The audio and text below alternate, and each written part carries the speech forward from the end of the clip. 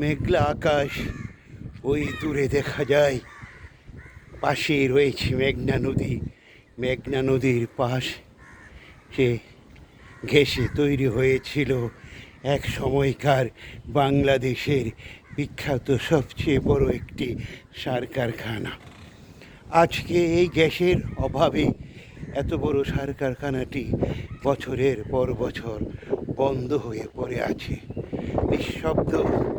এক সময় যেখানে বড় বড় গর্জন শোনা যেত, সেই ফ্যাক্টরি আজকে গ্যাসের অভাবে বন্ধ আছে। কেন বন্ধ প্রশ্ন করলে প্রশ্নের উত্তর মিলে না।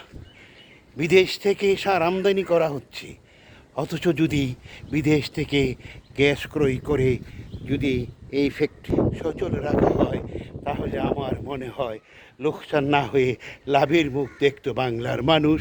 সাথে সাথে বৈদেশিক মুদ্রাও আমাদের অনেকটা সেভ হতো।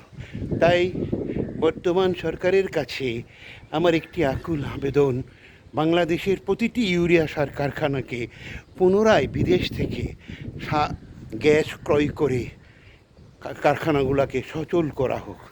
আমাদের মনে রাখতে হবে, বৈদেশিক মুদ্রা যদি আমরা বাঁচাতে চাই, তাহলে আমাদের নিজস্ব উৎপাদন বৃদ্ধি করতে হবে।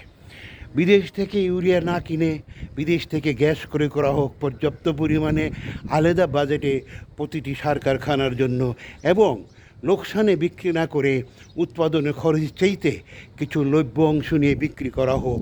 প্রয়োজন বুঝে সরকার কৃষকদেরকে ভর্তুকি দেওয়া হোক।